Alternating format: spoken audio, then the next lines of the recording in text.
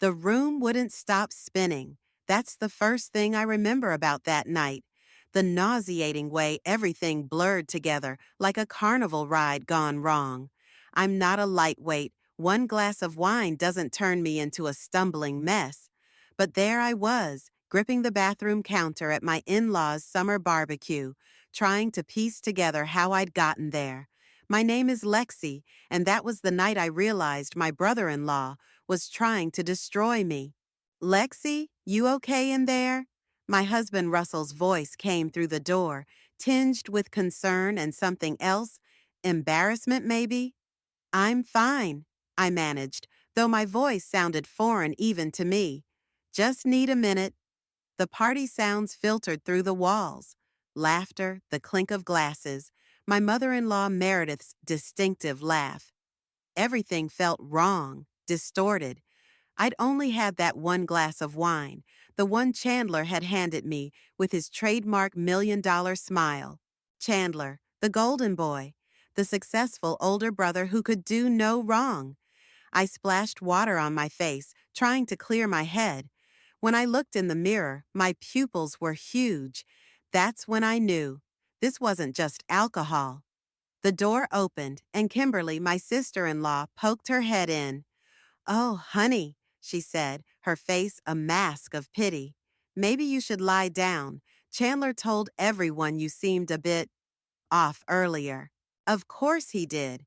I gripped the counter harder. "Kim, something's wrong. I only had one drink."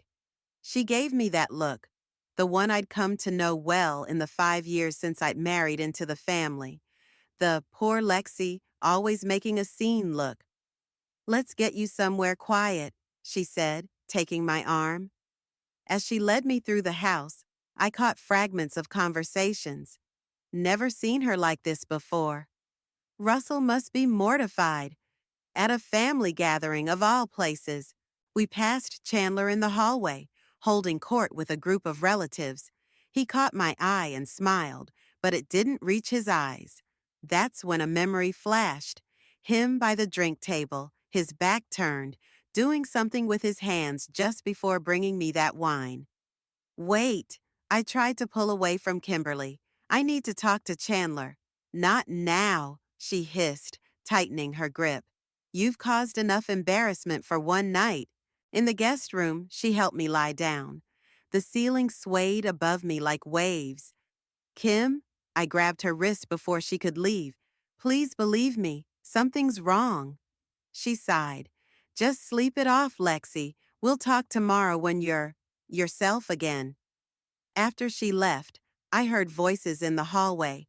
Chandler's smooth baritone. "Poor thing, always trying so hard to fit in." Russell's response was muffled, but I caught the words, "Maybe we should leave early," and "Sorry about this." I wanted to scream, to run out there and confront Chandler, but my body wouldn't cooperate. The room kept spinning, and darkness crept in at the edges of my vision. The last thing I remember was Sophia, my cousin, slipping into the room and placing a cool cloth on my forehead. "Something's not right," I whispered to her. "I know," she said quietly.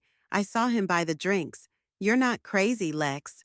The next morning, I woke up in my own bed with a pounding headache and crystal clear memories of Chandler's calculating smile. Russell was already up, making coffee downstairs. I could hear him on the phone. "Yeah, she's still sleeping it off," he was saying. "I know, Mom.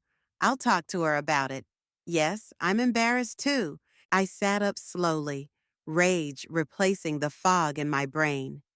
Chandler had orchestrated the whole thing, drugged me, made me look unstable, and somehow came out looking like the concerned brother-in-law, and everyone had bought it. My phone buzzed with a text from Sophia. "We need to talk. I found something about Chandler."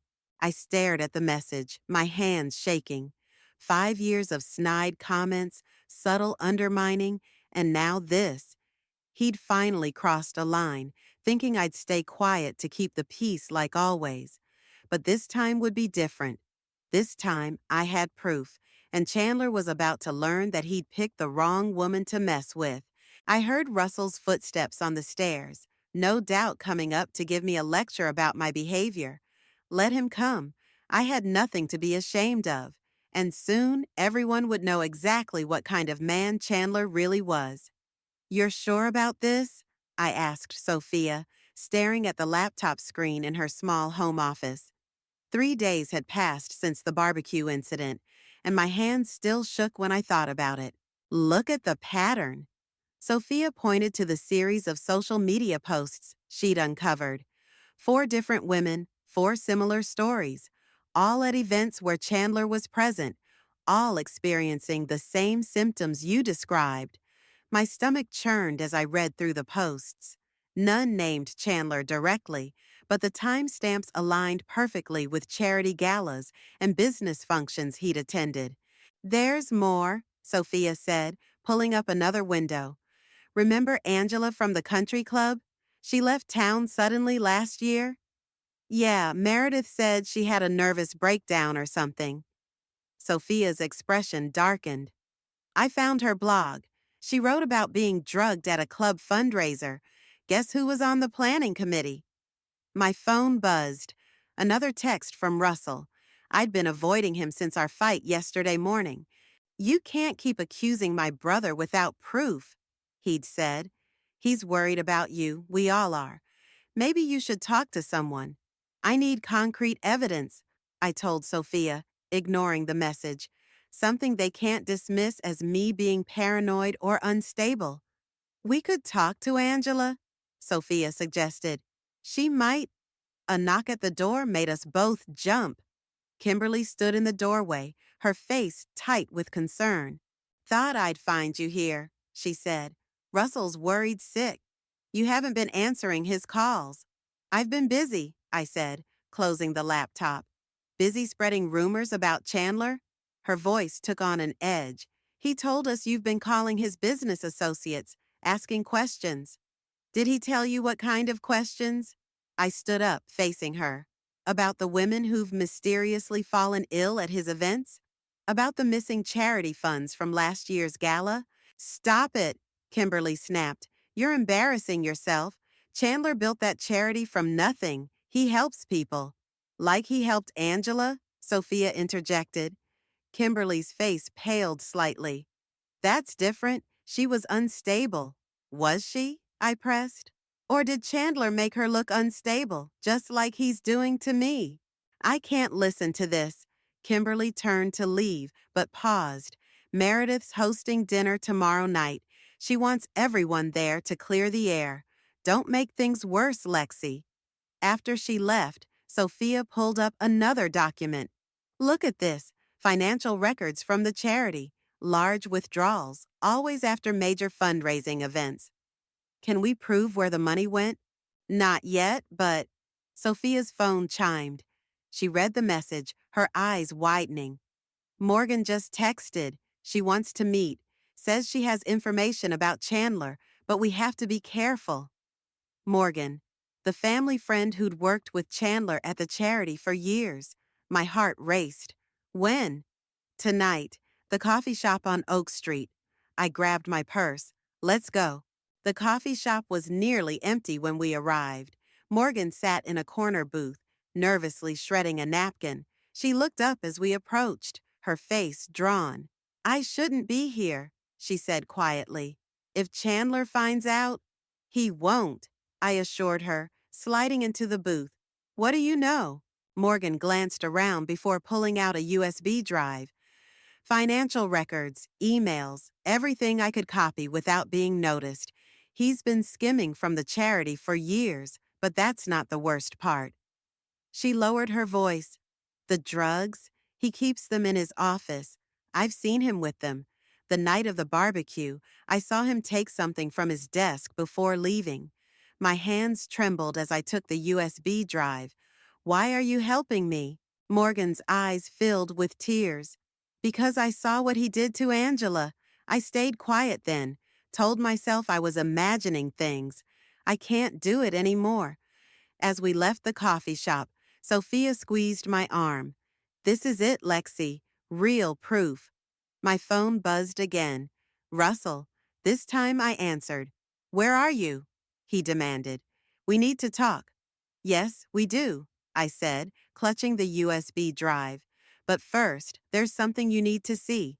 The truth was finally within reach, but as I drove home, dread settled in my stomach. Tomorrow's dinner would change everything. The question was, would my family believe the evidence, or would Chandler find a way to twist this too? One thing was certain, I couldn't back down now, not when I finally had proof of what kind of man my brother-in-law really was. Russell's face grew paler with each document we reviewed on our living room couch. The USB drive contained years of doctored financial records, suspicious email exchanges, and most damning, a series of text messages about keeping things quiet after charity events. "This can't be real," he muttered, running a hand through his hair. "My brother wouldn't—" "There's more," I said, pulling up the blog posts Sophia had found. "Read what Angela wrote." As he read, his hands began to shake. Why didn't she come forward? "Would you have believed her?" I asked quietly. "Over Chandler?" Before he could answer, his phone lit up with Chandler's name. Russell stared at it, then declined the call. "He's been trying to reach me all day," I said. "Probably knows Morgan talked to us." "Morgan?" Russell's head snapped up.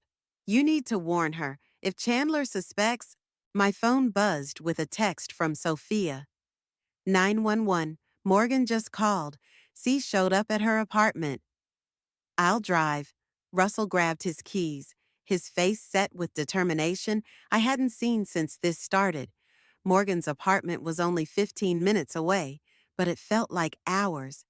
When we pulled up, Chandler's black Mercedes was parked outside. "Stay here," Russell ordered, but I was already out of the car. We could hear raised voices from Morgan's second-floor apartment. Russell took the stairs 2 at a time, with me right behind him. "You have no idea what you've done." Chandler's voice carried through the door. "Everything I built, leave her alone." Russell's shout cut through the night as he burst through the unlocked door. The scene inside froze. Morgan backed against her kitchen counter, Chandler looming over her, a laptop open on the table between them. "Russell?" Chandler's smooth facade slipped for just a moment before recovering. "Thank God you're here. Morgan's been spreading lies." "Save it." Russell's voice was ice. "I've seen the proof." "Proof?" Chandler laughed, but his eyes darted to the laptop. "Whatever they showed you is fake. They're trying to destroy our family. Like you tried to destroy Angela?" Morgan's voice shook but held firm. "I saved everything, Chandler. Every email, every transaction." "You ungrateful little—" Chandler lunged for the laptop, but Russell stepped between them. "Touch her, and I'm calling the police," I said, phone already in hand. Chandler straightened his jacket, that familiar calculating look crossing his face. "Think about what you're doing, Russell. I'm your brother. Are you really going to believe these women over your own blood?" "These women?" Russell's voice cracked. "One of them is my wife, who you drugged at our family barbecue." "She was drunk," Chandler scoffed. "Making a scene like always. Tell me, Lexi, how long did it take you to convince my brother to turn against me, to poison him with your paranoid delusions?" "Don't," Russell warned, stepping closer. "Don't you dare try to twist this." My phone buzzed again. "Sophia, police are on their way. Stall him." Chandler must have seen something in my expression because his eyes narrowed. "What did you do?" Sirens wailed in the distance. Chandler's face contorted with rage.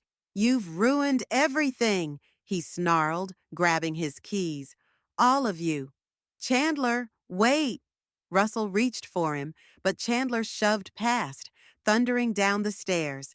Tires squealed as his Mercedes peeled away, just as police cars rounded the corner. Morgan collapsed into a chair, shaking. He was trying to delete the files, but I already backed everything up. "He's going to destroy me for this." "No, he won't," Russell said firmly, putting a hand on her shoulder. "We won't let him." Two police officers entered the apartment, and the next hour was a blur of statements and questions. When we finally got home, it was past midnight. Russell sat heavily on our couch, looking older than I'd ever seen him. "All these years," he whispered, "all the signs I ignored because he was my brother." "It's not your fault," I said, sitting beside him. "Tomorrow's dinner at Mom and Dad's," he said. "They need to know everything before Chandler spins his version of events." My phone lit up with a final message from Sophia. "Just heard from a friend at the DA's office. They're opening an investigation into the charity's finances. It's happening, Lex." I showed Russell the message, watching reality settle over him like a heavy blanket. "He's not gonna go down quietly," I said. "No," Russell agreed, taking my hand. "But this time, he's not facing you alone." Tomorrow would bring its own battles, but for the first time since the barbecue, I felt steady. The truth was out there, impossible to ignore. Now we just had to make Chandler's biggest supporters, his parents, see it too. The silence at Meredith and Hugh's dinner table was deafening. Russell had just finished showing them the financial records and explaining the previous night's events with Morgan. Meredith's hand trembled as she set down her wine glass. "This is ridiculous," she said, but her voice lacked its usual conviction. "There must be some explanation." "There is," Hugh's voice boomed across the table. "Someone's clearly fabricated these documents to frame Chandler." "Dad," Russell leaned forward. "Morgan worked with him for years. She has proof." "That girl always was jealous of Chandler's success," Meredith cut in. "And now she's convinced you both to participate in this witch hunt." My phone buzzed. A text from Sophia. "Angela's agreed to meet. She's flying in tomorrow." Before I could respond, the front door opened. Kimberly rushed in, her face flushed. "Have you seen the news?" she demanded, holding up her tablet. "They're saying the charity's under investigation. Chandler's face is everywhere." Hugh snatched the tablet, his complexion darkening as he read. "This is your doing," he pointed at me. "You've never accepted Chandler, always trying to create drama." "Stop it." Russell slammed his hand on the table, making the dishes rattle. "Look at the evidence, Dad. Really look at it." "Where's Chandler?" Meredith's voice quivered. "Why isn't he here defending himself?" As if on cue, my phone rang. An unknown number. I answered on speaker. "Hello, Lexi." Chandler's voice filled the room, smooth as ever. "I hope you're enjoying destroying our family." "Chandler, where are you?" Meredith cried. "Ask your daughter-in-law, Mother. She's the one who's orchestrated this whole thing. But don't worry, I'm not going down alone." "What does that mean?" Russell demanded. "It means," Chandler's voice turned cold, "that I have my own evidence about everyone. Did you know, Mother, that your perfect Russell has been embezzling from his own company? And Lexi, those prescription drugs in your bathroom cabinet, they're not in your name, are they?" My heart stopped. The pain medication from my car accident last year. I'd used Russell's prescription when mine ran out. "That's enough," Hugh growled. "Come home, son. We'll fix this." "Fix it?" Chandler laughed. "Like you fixed things when I was 17? When you paid off that girl's family to keep quiet?" The color drained from Hugh's face. Meredith gasped. "We swore never to speak of that," she whispered. "Well, now everyone's gonna know everything," Chandler said. "I've sent a very detailed email to several news outlets. Should be published any minute now." Russell's phone pinged. He looked at it, then at his father. "Dad? What girl?" Hugh's hands shook as he collapsed into his chair. "It was a mistake. We thought we'd handled it." "You ruined her life." Chandler's voice was eerily calm. "Just like Lexi's trying to ruin mine. So now everyone's secrets come out." "Chandler, please," Meredith begged. "We can still fix this." "Too late, Mother. Check your emails." The line went dead. Immediately, phones around the table started buzzing with notifications. Oh, God, Kimberly whispered, reading her screen. He's exposed everything, everyone. I opened my own email. There it was, a massive thread detailing decades of family secrets, including my medication incident. But something caught my eye. Russell? I grabbed his arm. Look at the email header. He squinted at it, then his eyes widened. This was sent from his office computer. I was already dialing Sophia. He's at the charity office. Call Detective Martinez. You're not calling anyone. Hugh stood up, his authority reasserting itself. This stays in the family. Like you kept that girl's assault in the family? Russell's voice was deadly quiet. No more covering for him, Dad. Meredith began to cry. Kimberly sat frozen, still scrolling through Chandler's revelations. My phone buzzed again. Sophia. Police are heading to the charity office. Angela's landing in 2 hours. I'm going, I announced, standing up. Anyone who wants the full truth, come with me. I'll drive, Russell said immediately. To everyone's surprise, Kimberly stood too. I want to look him in the eye when he explains this. As we headed for the door, Meredith called out, Please, he's still your brother. Russell turned back. No, Mom. Right now, he's a criminal about to face justice. You can either help us stop him or keep enabling him. Your choice. We left Hugh and Meredith sitting in their pristine dining room, surrounded by the wreckage of their family's secrets. In the car, Russell gripped the steering wheel tight. The charity office is 20 minutes away, he said. Let's end this. I nodded, watching the streetlights blur past. Chandler thought he could destroy us all, but he'd forgotten one thing. The truth, once exposed, couldn't be buried again. The charity office building loomed dark against the night sky, except for one illuminated window on the third floor. Police cars lined the street, their lights silent but spinning. He's still up there, Detective Martinez met us at the entrance. We've got the building surrounded, but he's refusing to come out. Let me talk to him. Russell stepped forward, but the detective shook her head. He's demanding to speak with Lexi, alone. Absolutely not. Russell grabbed my arm. I'll do it, I said, surprising myself with how steady my voice sounded. But I want to wait for Angela first. As if on cue, Sophia's car pulled up. Angela stepped out, looking smaller than I remembered, but her jaw was set with determination. I brought everything, she said, clutching a manila envelope. Police reports I never filed. Hospital records, everything. A crash echoed from upstairs, followed by the sound of breaking glass. Detective Martinez grabbed her radio. He's destroying evidence, I said. We need to go up now. I'm coming with you. Angela stepped forward. Me too, Kimberly said quietly. When we all turned to look at her, she lifted her chin. I need to see who my brother really is. The detective nodded to her officers, and we moved toward the elevator. Russell caught my arm. Be careful, he whispered. He's cornered now. That makes him dangerous. The elevator ride felt endless. When the doors opened to the third floor, we could hear Chandler moving around his office, the sound of papers shredding.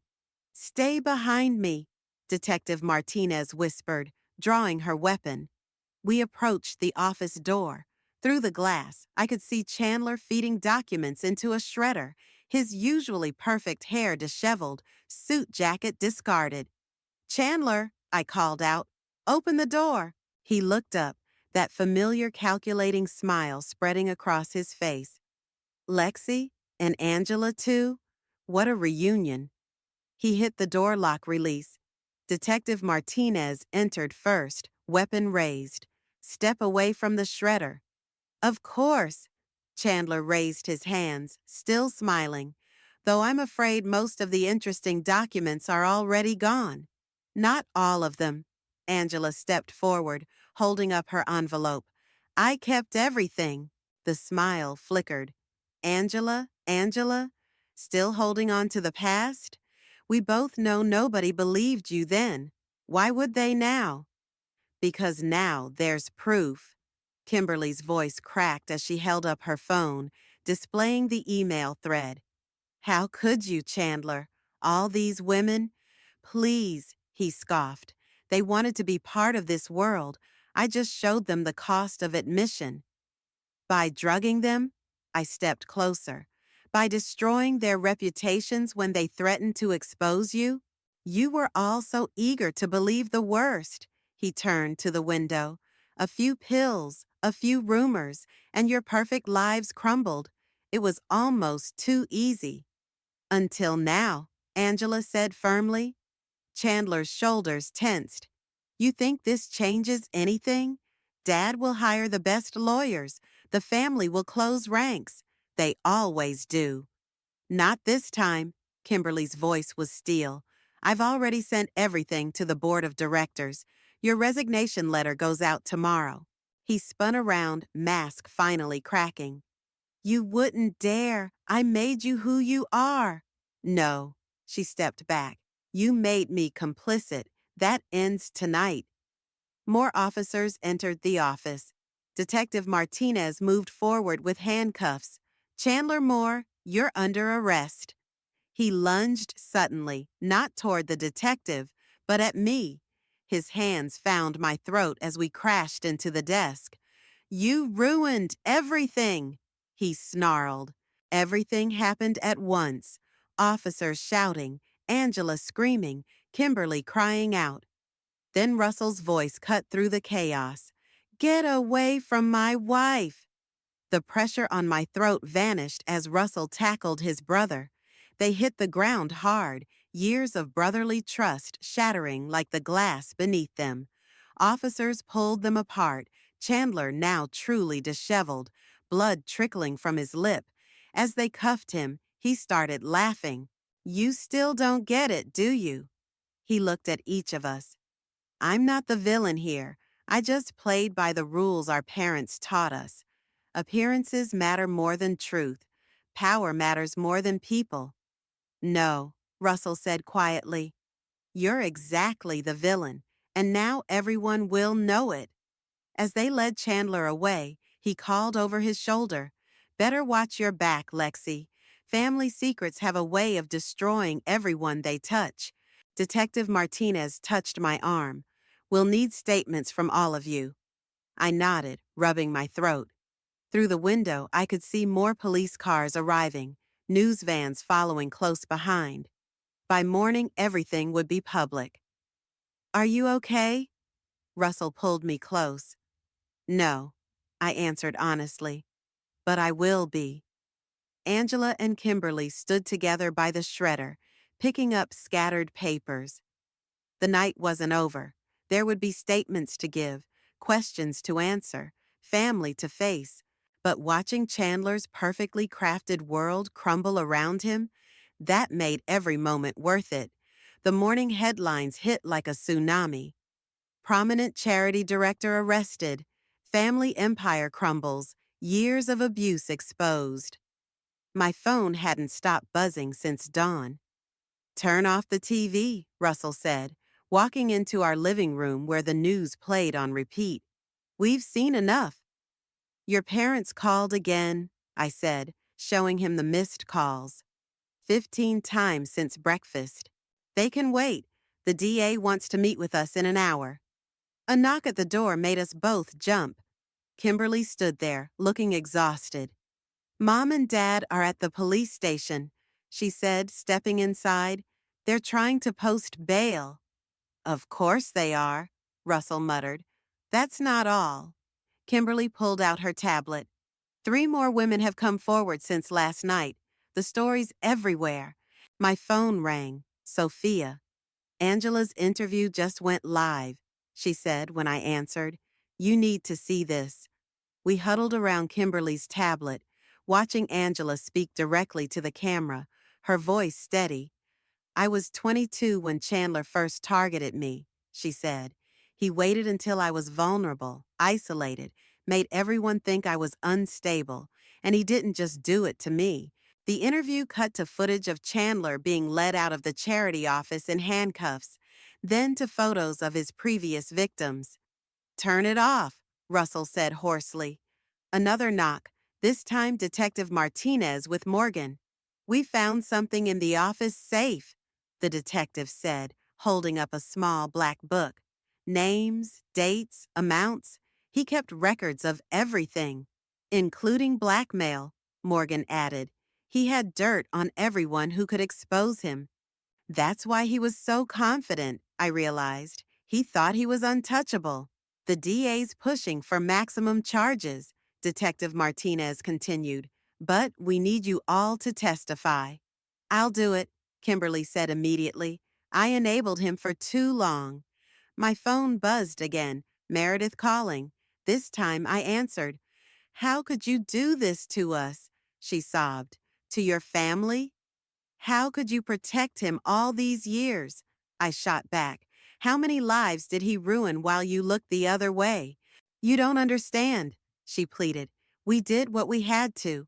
"No," Russell took the phone. "You did what was easy, and now you're still trying to protect him instead of his victims. We're done, Mom. Don't call again." He hung up, hands shaking. "The press is outside your parents' house," Morgan said softly. "They're asking about the girl from when Chandler was 17. She's coming forward too," Detective Martinez added. "Says she's tired of carrying the secret." Russell sank onto the couch. "I should have seen it. All those years." "We all should have." Kimberly sat beside him. "But he was good at making us see what he wanted." Another buzz. A text from Angela. "Thank you for believing me. For all of us." The DA's office was a fortress of activity when we arrived. Phones ringing, people rushing between offices, papers everywhere. "The charity board's cooperating fully," the DA told us in her office. "They're turning over everything, but we need to move fast. Your parents have hired 3 separate law firms." "What do you need from us?" I asked. "Everything. Every detail, every incident, every cover-up you witnessed. Chandler's going down, but we need to make sure he can't hurt anyone else." As she spoke, her assistant rushed in. "Ma'am, you need to see this." He handed her a phone. A video was playing, Chandler in his holding cell, speaking directly to the camera.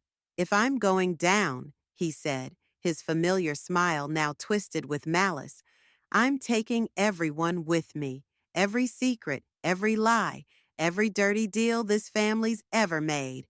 By the time I'm done, there won't be anything left to salvage." The DA looked up. "This just went viral. He must have had someone smuggle in a phone." Russell stood. "Let him talk. No more secrets, no more cover-ups. Whatever he says, we face it together." My phone lit up with a message from Sophia. "Hugh's at the hospital. Apparent heart attack after seeing the video." Kimberly gasped when I showed them. "We need to go." "No," Russell said firmly. "We need to finish this. Dad made his choice a long time ago." The DA nodded. "Let's get your statements now. Whatever Chandler releases next, we'll be ready." As we followed her to the conference room, I caught a glimpse of the news playing in the lobby. Chandler's booking photo stared back. That smug smile finally replaced with something else. Fear. Good, I thought. Let him feel what his victims felt. Let him finally face the consequences of his actions. The real battle was just beginning, but for the first time, the truth was on our side. The courthouse steps were packed with reporters as we made our way inside for Chandler's bail hearing. 3 weeks had passed since his arrest, and the scandal had only grown. "Ms. Lawson," they shouted, "what's your response to Chandler's latest allegations? Did you know about the offshore accounts?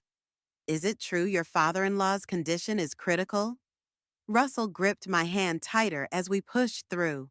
Inside, Angela and Morgan waited with our lawyer. "He's already here," Morgan whispered, "and Meredith's with him." The courtroom was standing room only. Chandler sat at the defense table, still wearing his expensive suit, but his usual polish had faded. Meredith sat directly behind him, her face drawn. "All rise," the bailiff called. As the judge entered, I caught Chandler staring at me. His lips curved into that familiar smirk, and he mouthed two words. "Watch this." The proceedings began normally enough. The prosecution outlined the charges: drugging, financial fraud, blackmail. Then Chandler's lawyer stood. "Your Honor, my client would like to address the court." The judge peered over her glasses. Unusual at a bail hearing, but proceed. Chandler stood straightening his tie. "Thank you, Your Honor. I'd like to confess." A gasp rippled through the courtroom. His lawyer grabbed his arm, but Chandler shook him off. "Not to these ridiculous charges," he continued, "but to the real crime here, the systematic corruption of an entire family." "Objection!" The prosecutor jumped up. "Let him speak," the judge said, looking intrigued. Chandler turned to face the gallery.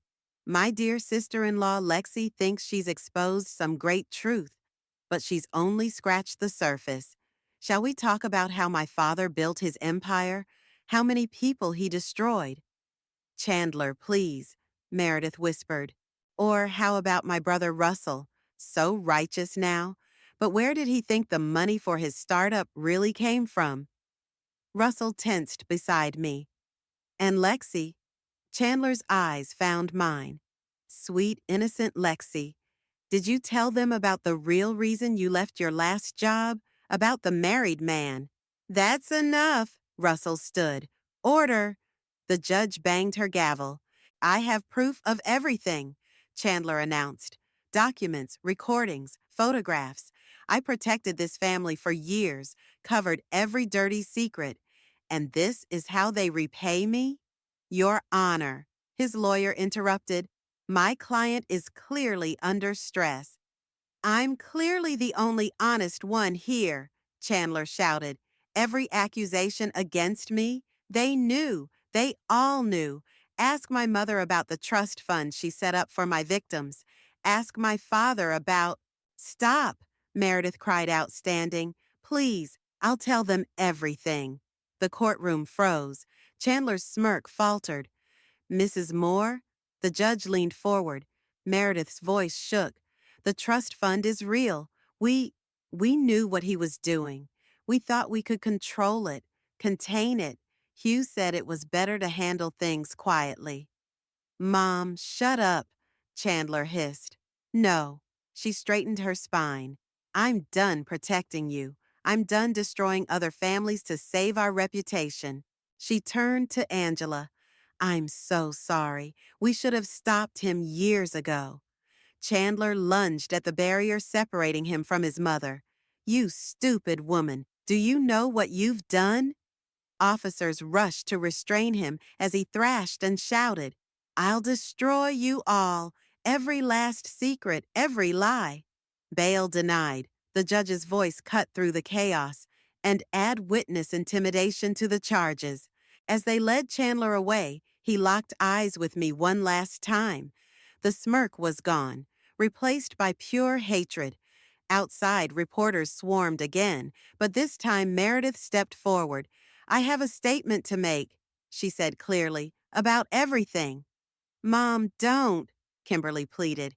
"It's time," Meredith replied. "The truth isn't just what Chandler decides to reveal anymore." As she began speaking to the press, Russell pulled me aside. "What he said about your last job." "It wasn't true," I said firmly. "But there will be more lies. He's not done yet." "Doesn't matter." Russell squeezed my hand. "We face whatever comes next together." My phone buzzed. "Sophia, Hugh's awake. He's asking for Russell." I showed him the message. "You should go. We should go," he corrected. "No more divisions in this family. We either heal together or break together." As we left the courthouse, I watched Meredith still speaking to the reporters, tears streaming down her face but voice steady. Behind her, Angela and Morgan stood supportive, united. Even Kimberly had joined them. Chandler had tried to break us with secrets and lies. Instead, he'd forced us to face the truth, all of it, ugly and raw and necessary. The healing could finally begin. The verdict took less than 2 hours. I sat between Russell and Angela as the jury foreman stood, holding the piece of paper that would end this chapter of our lives.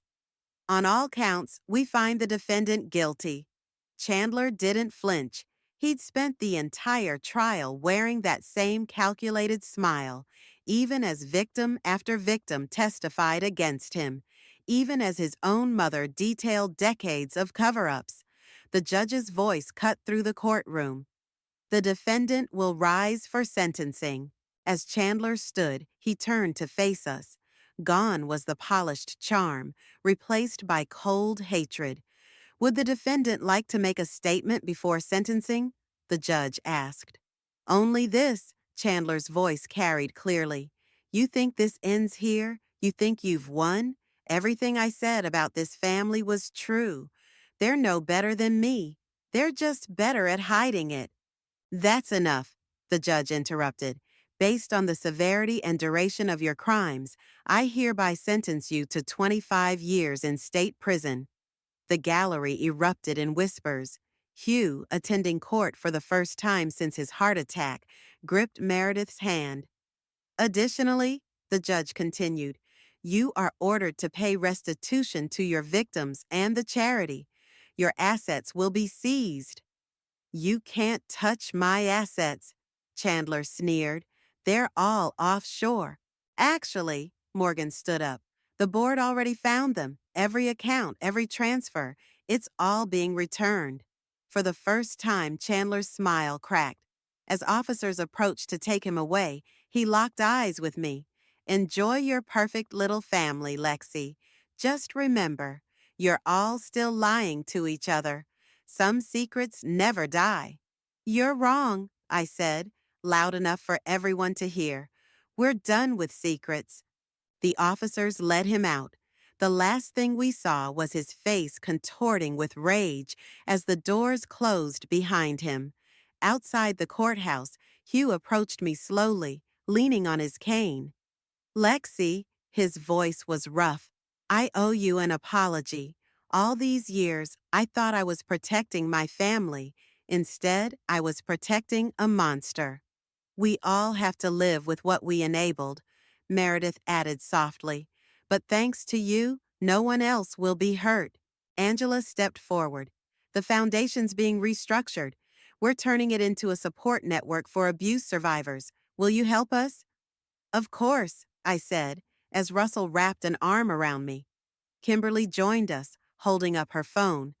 Chandler's last attempt at revenge just backfired. Those offshore accounts he mentioned, they've led investigators to 3 other predators in his circle. They're being arrested now. Good, Russell said firmly. Let them all face justice. My phone buzzed, Sophia sending a photo. The charity's new sign was being installed. The Phoenix Foundation, rising from ashes. It's perfect, Morgan smiled, looking at the image. A fresh start. Hugh cleared his throat. There's something else we need to discuss. The family estate? Dad, you don't have to. Russell began. Yes, I do, Hugh interrupted. I'm turning it into a shelter, a safe place for people escaping situations like what my own son created. It's time this family's wealth helped people instead of hiding crimes. Tears streamed down Meredith's face as she hugged him. A reporter approached, microphone ready, but Angela stepped between us. No more stories today, she said firmly. This family's done being headline news. As we walked down the courthouse steps together, victims and enablers, protectors and protected, all trying to heal, I felt lighter than I had in months. You know, Russell said quietly, Chandler was right about one thing. We're not perfect. No, I agreed, but we're trying to be better. That's what matters. Kimberly linked arms with me. So, family dinner tonight? No secrets, no lies, just family? I'd like that, I smiled. Behind us, the courthouse doors opened again. More victims emerged, supporting each other, finally free to tell their stories. Morgan and Angela went to greet them, offering welcome packages from the Phoenix Foundation. The truth hadn't destroyed us like Chandler promised. It had freed us. Every exposed secret, every painful confession had torn down the walls we'd built around ourselves. Ready to go home? Russell asked. I looked at our gathered family, not perfect, not unbroken, but real and honest at last. Yes, I said, I'm ready. We walked away from the courthouse together, leaving behind the shadows of secrets and the weight of silence. Ahead of us lay something harder, but infinitely more valuable: the truth in all its messy, healing glory. And this time, we'd face it together,